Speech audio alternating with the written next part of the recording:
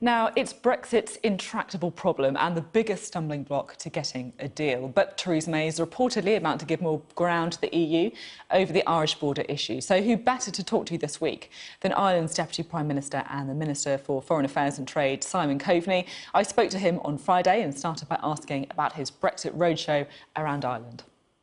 For many decades now, we have got used to the privilege, really, of all operating within the same customs union, the same single market, the same European Union. So Ireland and Britain have been like one single market with free movement of goods, people, services, capital.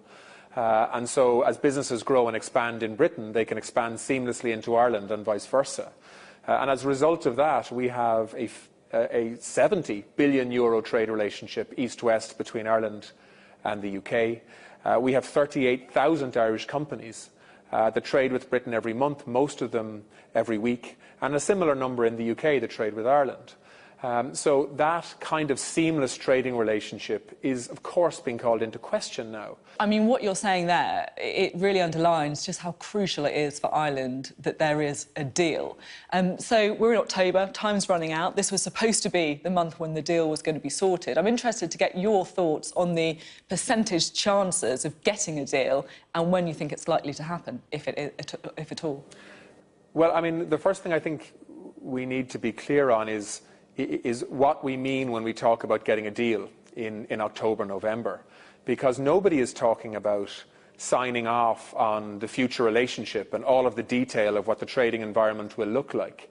What we're trying to do now, over the next few weeks, is to get agreement on what's called a withdrawal treaty, which is a legal document that deals with some of the clarity. So what's the chances, you think, of getting that withdrawal treaty? I think the chances are good.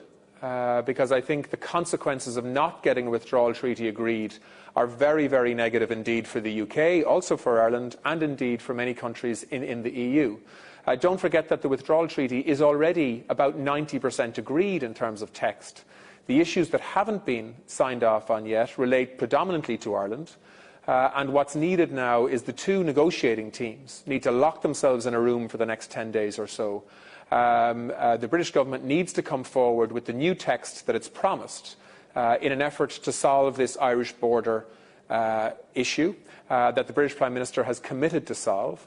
And we need the two negotiating teams hammering out a deal that is politically saleable in Britain and is politically acceptable across the EU. That's going to be difficult. I expect that it will be a bumpy ride, but I believe that it can be done and will be done.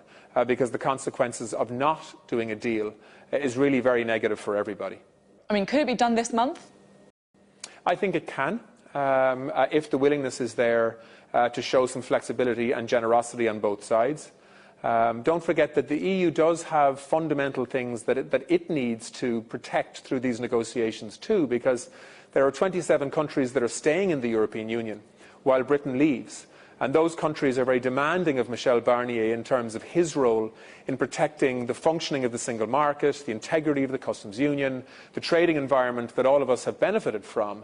And so the British Prime Minister has a tough job. But to her credit, she has made clear commitments to Ireland and to the EU in relation to protecting a peace process on the island of Ireland, in relation to ensuring that we are not going to see, as an unintended consequence of Brexit, the re-emergence of border infrastructure on the island of Ireland. She has committed to prevent any barriers to trade, of course, between Northern Ireland and the rest of the United Kingdom, and we respect that. But if Britain is determined to leave the customs union and leave the single market, as well as leave the European Union, well, then it's very difficult to get these things right. But I do believe it's possible to do it. I believe we are going to see some new thinking from the British government in terms of a new paper. The sooner we see that, the better, so that we can assess it.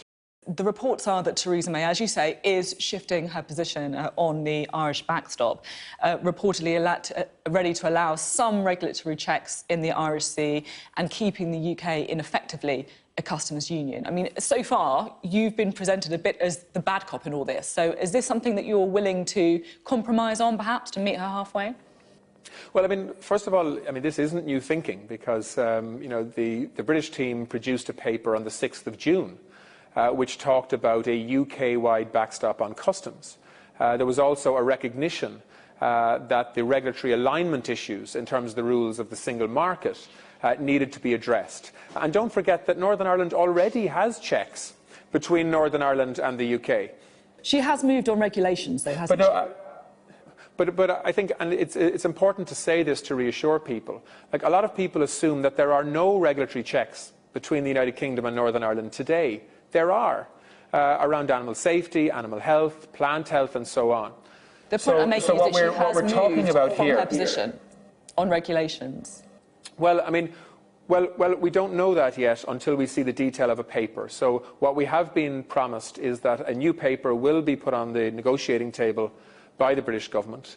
We look forward to seeing that. We want to be as constructive as we can be to find a way forward here. Don't forget, Ireland has always advocated and continues to advocate for the closest possible future relationship between Britain and Ireland and Britain and the EU. We don't want to see any unnecessary checks between Britain and Ireland. But if Britain is determined to leave the customs union and single market, well, then some checks are unavoidable. Last week, I spoke to David Davis, the former Brexit secretary, who said he was very hopeful of getting a deal as well, but he said that the situation in Ireland was an inconvenient exaggeration and that things weren't as difficult to sort out as they've been painted out effectively. Is he right? Well, I mean, I hope he's right, that we can resolve these things in the next 2 weeks before the next EU leaders meeting. But I'm afraid it is complex. You know, I'm afraid anybody who understands the last 20 years in Northern Ireland since the Good Friday Agreement, the fragility of politics and community relations in Northern Ireland, the fact that we haven't had devolved government in Northern Ireland for nearly 22 months now, it is a very difficult political environment. Relationships on the island of Ireland historically are complex. And so we need to make sure that nothing happens as an unintended consequence of Brexit that damages or undermines relationships on the island of Ireland that so many people have worked so hard to protect. And I think Theresa May, to her credit, understands that and will follow through on the commitments that she's made to Ireland. A quick thought from you, because, of course, in the UK there has been some consternation, perhaps, about some of the actions of Donald Tusk, the president of the EU Council. Now, he effectively posted an Instagram picture, didn't he, where he poked fun at Theresa May with a picture of her looking at some cakes, talking about cherry picking. This was at a time when she was effectively humiliated in Salzburg. Did you look at that and think, he's gone a bit far? That's not very helpful, is it? Well, look, I'm not sure Theresa May was humiliated in Salzburg. That's the first thing. I mean, clearly there was a political disagreement there, but nobody wants to humiliate anybody here.